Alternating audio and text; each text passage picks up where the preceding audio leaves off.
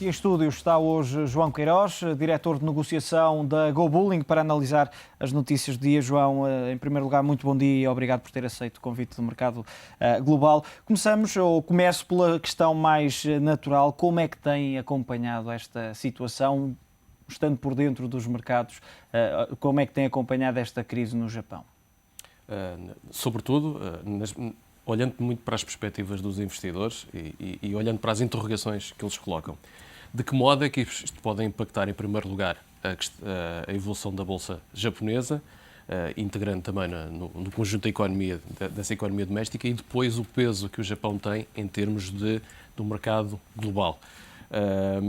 No primeiro ponto, há aqui uma tendência para efetuar uma comparação com o último evento, vamos colocar, deste género, que se colocou na economia japonesa, que se verificou em 95. Há uma tendência para... Com o terremoto de Kobe. Exatamente, encontrar aqui similitudes.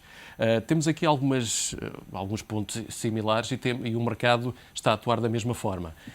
Ponto comum, por exemplo, o iene apreciou num conjunto de 1 a 2 meses, teve uma apreciação de aproximadamente 20% e tem uma explicação. Sobretudo tem a ver com o repatriamento de fundos por parte das seguradoras e reasseguradoras, porque vão ter um conjunto de indemnizações e um conjunto de cláusulas que provavelmente terão que honrar em termos de riscos. Depois tem a ver também todo o aspecto relacionado com a capacidade produtiva instalada. Neste momento não se encontra em pleno, há algumas disrupções. Relativamente aos créditos à banca, há algumas empresas cuja continuidade se teme que seja alterada. Há aqui também um conjunto de pontos que têm a ver mais com a economia global, se vamos centrar sobre 2 pontos. O Japão, nestes últimos 10, 15 anos, vamos esticar um bocado, mas para 20 anos, alterou também muito da sua estrutura. Muito da sua capacidade passou para outras economias próximas. Por exemplo, na China, a China já produz alguma de algum tipo de produtos que não incorporam tanto know-how ou não têm tanta capacidade tecnológica, e houve uma tendência também dos japoneses localizarem algumas das fábricas próximas dos centros de consumo. Por exemplo, vamos olhar para a produção automóvel japonesa nos Estados Unidos. Grande parte, quase 70%, do que é vendido nos Estados Unidos pelo Japão é produzido localmente. A relevância também aqui coloca-se é que eles passaram, tal como a Alemanha, passaram a ser um centro de competência, sobretudo na parte do pipeline do que é a integração, do que é produção, inovação em termos de eletrónica e das novas tendências. Isso passa a representar também um risco para o resto da indústria global, daquilo que é necessário em termos de novas linhas de produto, novas linhas de tecnologia. O outro ponto são os artigos de luxo, também vai sentindo um bocado que, sobretudo nos últimos 5 anos, notou-se essa tendência ou essa capacidade que o Japão tem de manter uma sustentabilidade nas vendas nas empresas de luxo. Passada a fase de 2008-2009, os picos de vendas também impactaram, sobretudo, as empresas francesas, tipo LVMH, como também algumas norte-americanas que vendem naqueles países.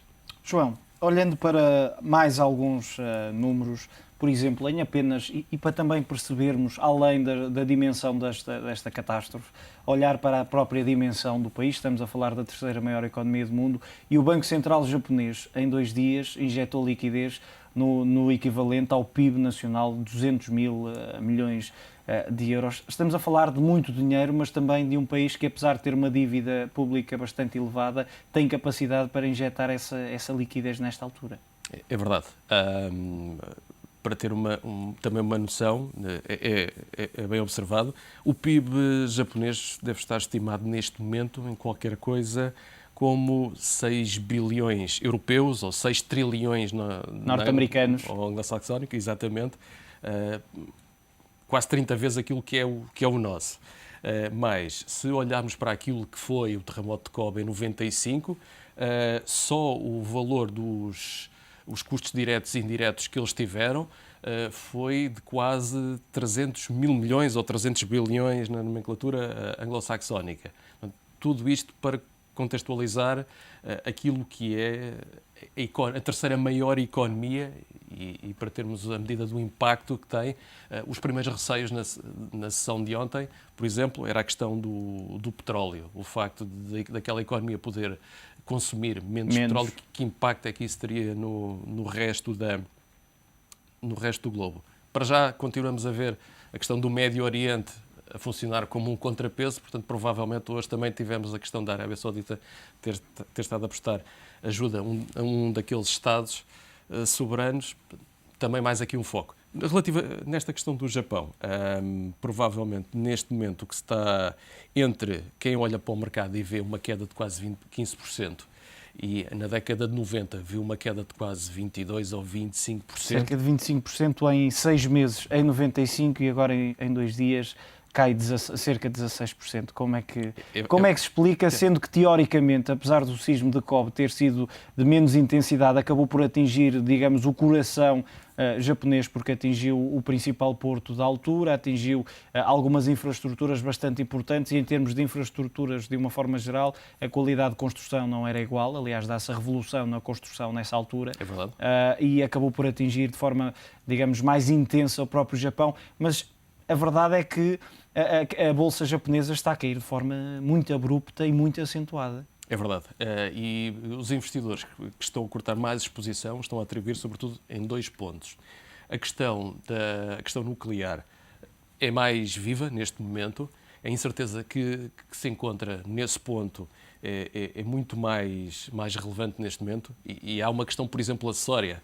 Por exemplo, as companhias de seguros que seguraram riscos relativamente a prémios de saúde que recobrem riscos oncológicos dispararam os valores dos prémios e estão a provisionar mais para fazerem face não àquilo que vai acontecer nos próximos meses, mas já aos próximos anos. E poderá agravar-se esta nuvem radioativa que, segundo os especialistas, se dirige para Tóquio. Sim, e o conjunto do controle diminuir. É verdade. Contudo, essa incerteza penaliza um bocado. No outro sentido, também, tem-se verificado que o contexto atual é que as empresas japonesas negociam neste momento a um múltiplo, olhando sobretudo para o price earning, com algum desconto face àquilo que é a média das empresas a nível global. Também, em termos do setor imobiliário, já não é... Todo o globo já descomprimiu um bocado aquilo que eram os preços. E no Japão, face à média, segundo os dados do FMI, estará qualquer coisa como 15% a 20%. Portanto, o preço do imobiliário no Japão estará mais baixo. Portanto, já não é uma fonte de pressão. Os únicos 2 pontos aqui que contrapõem este é o facto do iene se estar a valorizar desta forma também tão rápida e tão abrupta, ou haver essa expectativa que continue durante algum tempo, poder caminhar entre os 81 face ao dólar para os 80 e, se quebrar, poder vir a valores mais baixos. Sim, isso é um cenário só. Penalizar alguma componente exportadora que neste momento sofre com algumas penalizações. Portanto, para já, estes pontos que se procura racionalizar e ter mais dados estão a ser mais relevantes para quem procura cortar dívida ou não. E também a questão da dívida provavelmente vai começar a ser mais importante.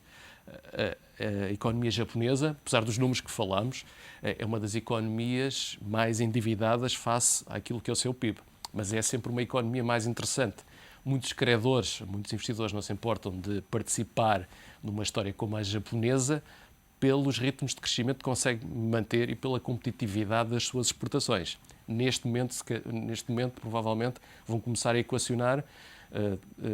Os CDS, por exemplo, sobre as obrigações a 5 anos, hoje são o que mais sobe, já chegou a ser os que mais avançavam no mundo. Ainda assim, continua a ser atrativa, poderá, e continuando o raciocínio do João, poderá haver uma certa inversão na tendência, ou os investidores vão manter-se fiéis a esta dívida?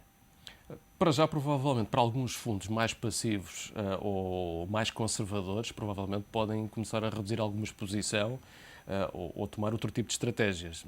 Portanto, estamos a ter, neste momento, os CDS quase 95, 100 pontos básicos, o que compara quase com os nossos 500. Portanto, há aqui um quinto deste valor.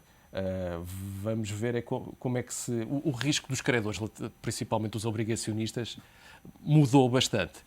Mal ou bem, alterou-se.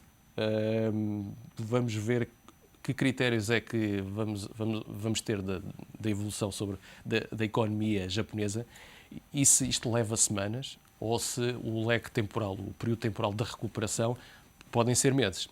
Isso vai afetar toda a estimativa de crescimento da economia para este ano e torna mais vivo a capacidade que eles têm para solver a dívida de curto prazo, que provavelmente não temos dados para aumentar os prémios de risco, mas provavelmente, se calhar, começam. A nossa questão pode ser mais relativa, a deles pode ser mais relevante pela dimensão, vamos falar aqui mais pela dimensão e pela quantidade de fundos soberanos, seguradoras, fundos de pensões têm também relativamente à economia japonesa. João, como é que fica o crescimento económico global com esta situação no Japão? Sendo que ainda é um pouco cedo para se traçar cenários. Não haver dados para quantificar. Tendo em conta que toda a economia japonesa, em alguns pontos, já alterou nos últimos 20 anos aquilo que é o coração das suas exportações, mas como contrapeso, tendo em conta que está muito mais alavancada do que se encontrava, se andava nos 20% ou 30%, neste momento anda à volta dos 120%, 140%, pode ser relevante